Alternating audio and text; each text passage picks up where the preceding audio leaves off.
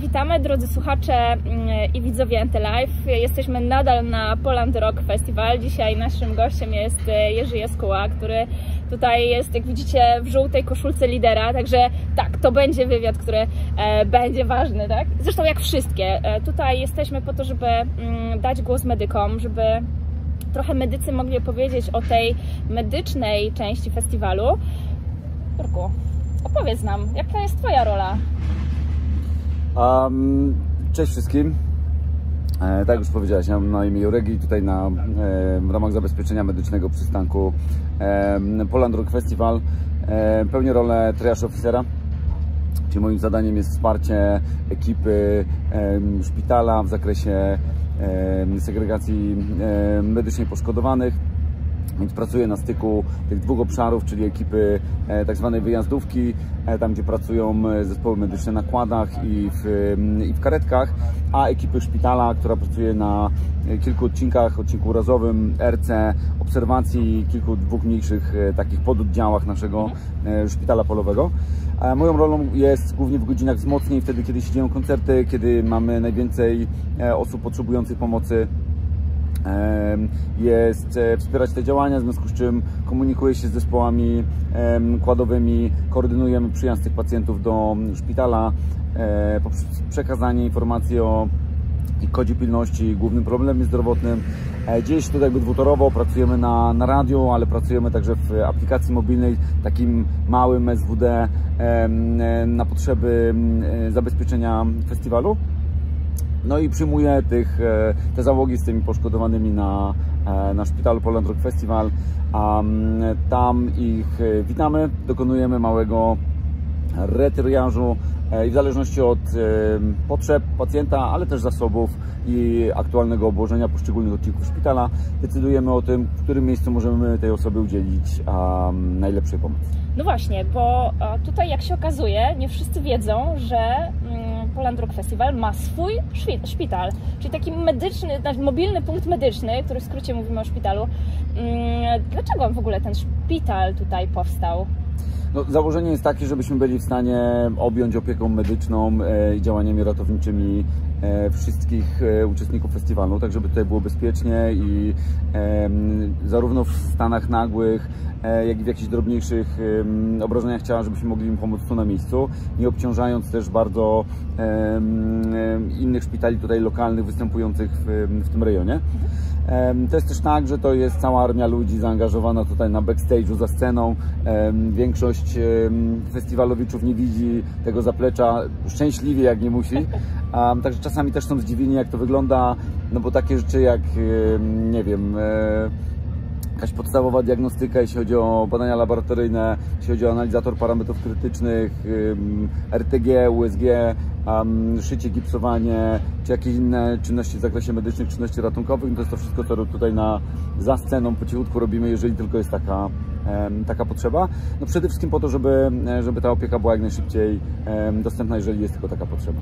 Czyli w myśl zasady, tak, że rzeczy niemożliwe robimy od razu, na cuda trzeba chwilę poczekać, tak? No staramy się, żeby było tak, żeby jeżeli już któryś z festiwalowiczów w jakiś sposób ucierpi, czy dojdzie do jakiegoś zaostrzenia choroby przewlekłej, czy jakiegoś innego problemu zdrowotnego, no to staramy się, żeby rozwiązywać to szybko, sprawnie, ale też taką z uśmiechem i pogodą ducha. Także wydaje mi się, że naprawdę nie jest źle. Musisz zapytać, zrobić taki sondę wśród naszych pacjentów, ale mam nadzieję, że są zadowoleni. Czyli witacie pacjentów z radością, z uśmiechem, tak? Z tego, co tam na szpitalu doszły mnie słuchy, że jest przywitanie takie pozytywne, tak? Cieszę się, że dobrze, że jesteś. Trochę tak jest, fajnie, że do nas. Faktycznie jest tak, że bardzo często w godzinach wzmocnieniach koncertowych ja jestem tą osobą, która wita naszych pacjentów w szpitalu Poland Rock Festival, no bo chcemy im jak najbardziej umilić ten czas, który właśnie ze względu na jakiś problem zdrowotny będą musieli u nas spędzić. Okej. Jakie są takie największe wyzwania dla triage officera, tak? No, dla triażysty możemy tak powiedzieć. Największe wyzwania to myślę, że to jest kwestia tak naprawdę tych godzin, kiedy mamy pik interwencji. To znaczy bardzo dużo ludzi bawi się na polu. To są też wyzwania dla zespołów wyjazdowych, żeby się przedrzeć przez tłum. żeby dotrzeć. Tu akurat współpraca z Pokojowym Patrolem i ze świadomymi uczestnikami imprezy bardzo pomaga i coraz częściej widzimy kupę fajnych zachowań takich pomagających nam nieść pomoc, ale faktycznie w godzinach koncertowych czy bezpośrednio po nich tych interwencji jest trochę więcej. Także na tym naszym podjeździe musimy czasami przyjmować równocześnie 2-3 zespoły, które w jakiś sposób nam transportują, przekazują poszkodowanych, więc musimy to skoordynować. Równocześnie mamy też dopływ poszkodowanych bezpośrednio z punktu terenowego, który znajduje się niedaleko szpitala, także te ścieżki mogą być różnorakie, no więc bywa czasami intensywnie, ale w jakiś sposób sobie radzimy. Także te wyzwania tak naprawdę dotyczą chyba tylko i wyłącznie dużego napływu i takiego ilości zadań, które się dzieją równocześnie. Okej, rozumiem, no bo tak jak tutaj rozmawiałam z osobami, które są zaangażowane w to, pieszy patrol jest tym takim pierwszym zderzeniem uczestnika, gdy się coś dzieje, nawet medycznego. To jest taki pierwszy front w polu. Tak, ty rozumiem, jesteś tym pierwszym frontem na tej części szpitalnej. Tak, to ja jestem tą osobą, która wszystkie koncerty ogląda od tyłu, za sceny, bo właśnie głównie wtedy pracuję, czyli tak na styku jakby zespołu wyjazdowego i szpitala polowego na festiwalu. Okej.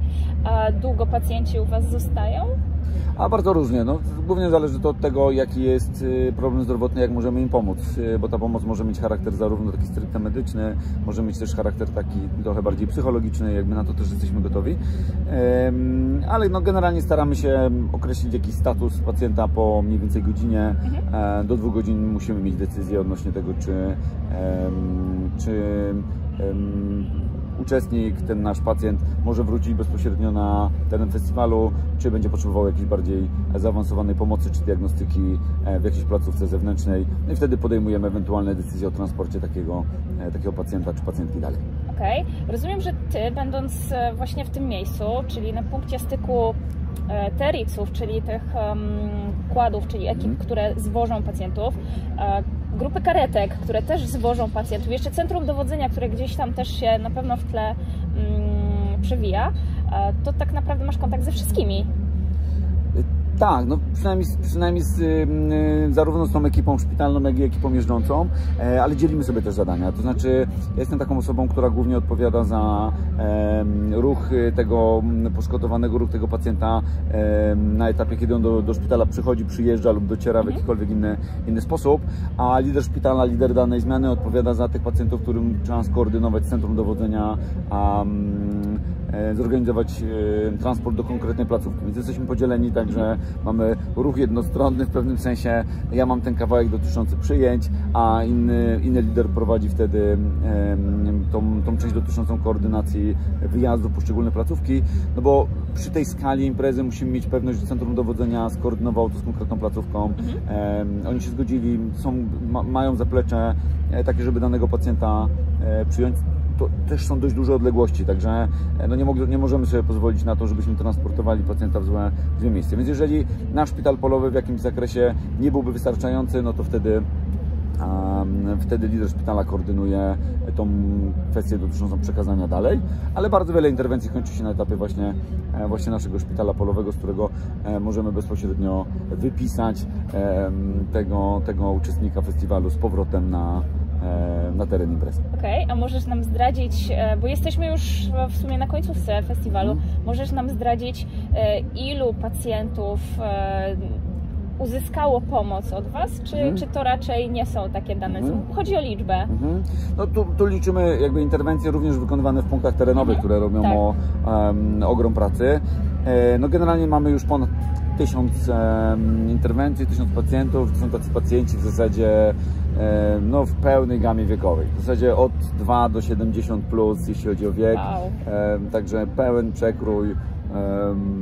No niczym tak naprawdę oddział ratunkowy.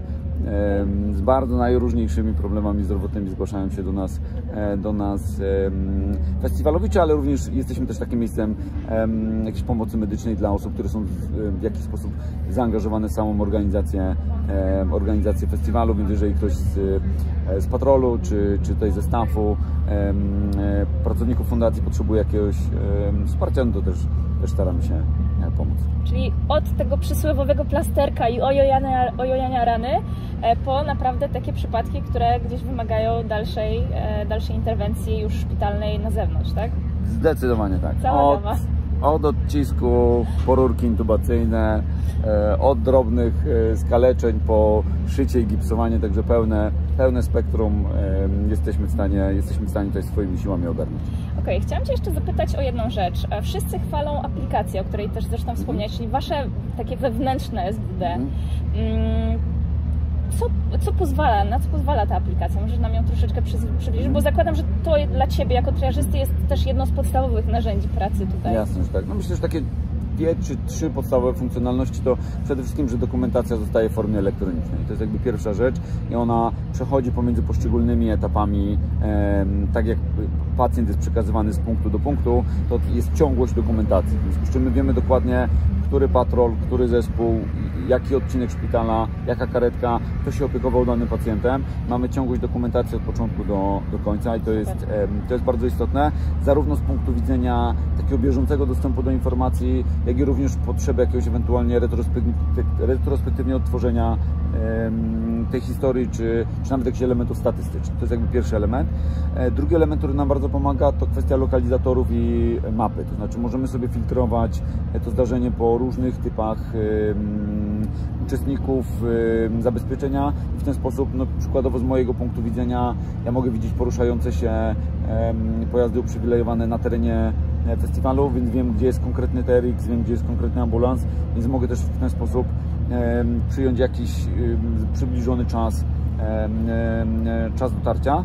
To bardzo też pomaga przede wszystkim w odnajdywaniu poszczególnych miejsc interwencji. Więc na tym etapie, kiedy to quad czy patrol pieszy dopiero udaje się do interwencji, no to tutaj centrum dowodzenia jest w stanie im wskazać bardzo konkretnie miejsce, kwadrat na mapie, bardzo konkretną pozycję, gdzie będą udzielali pomocy.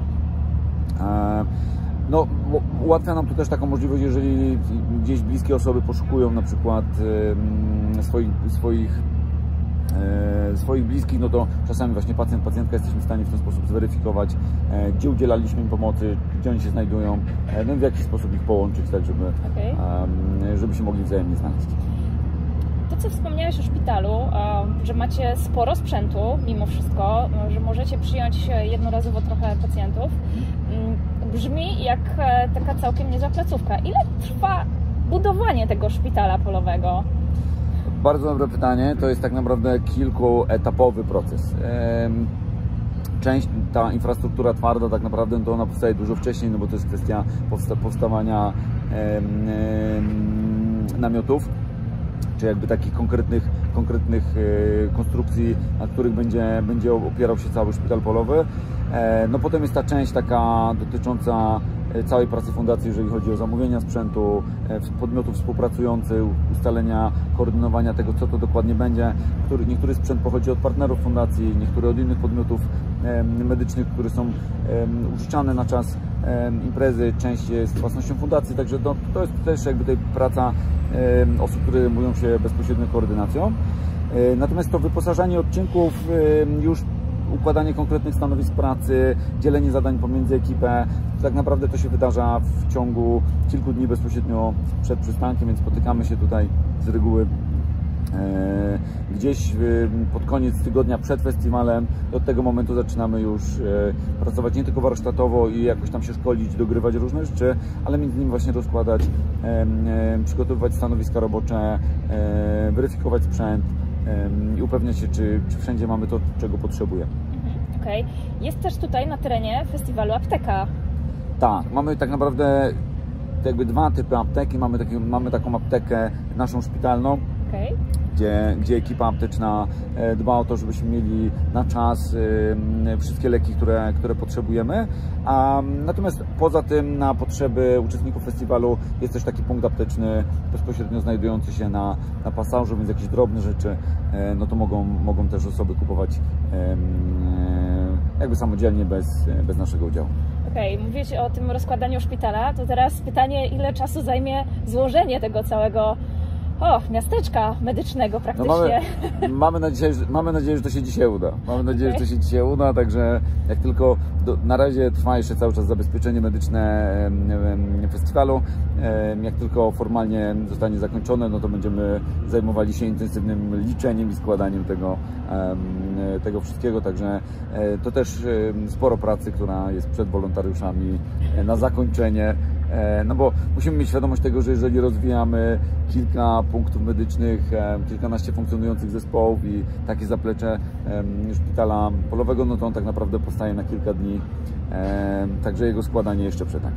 Okej, no to czego Wam życzyć w takim razie, skoro festiwal chyli się już ku zakończeniu, to czego Wam życzyć na koniec? Pogody, dobrej pogody. Żeby się dobrze składało, żeby nie zamokło, tak? Dokładnie tak, żeby wytrzymało, żeby nam nie padało dzisiaj.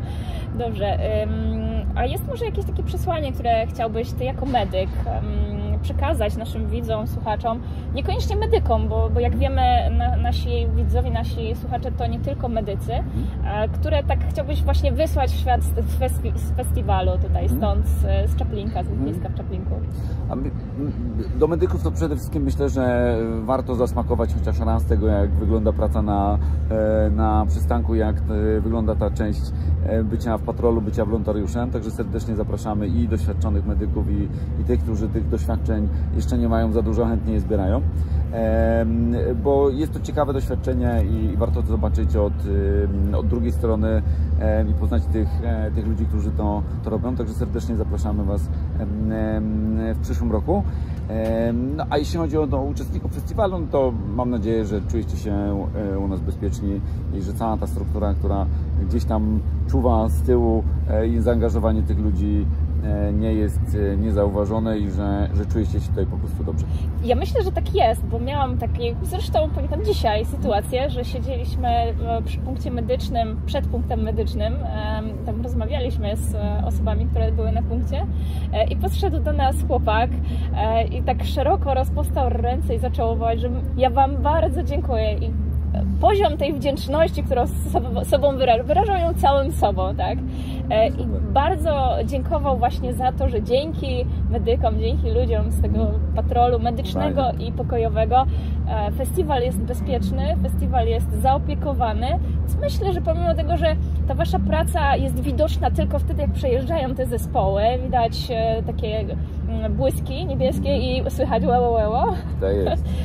To pomimo tego ta Wasza praca, choć w tle, jest bardzo ważna i bardzo potrzebna i widoczna.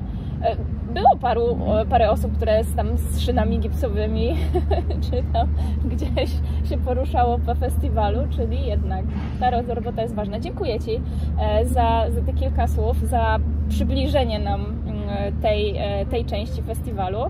No i co? Za rok? Widzimy się za rok? No mam nadzieję. Cała przyjemność po mojej stronie. Dzięki za zaproszenie no i zapraszamy. Zapraszamy bardzo serdecznie. Do zobaczenia.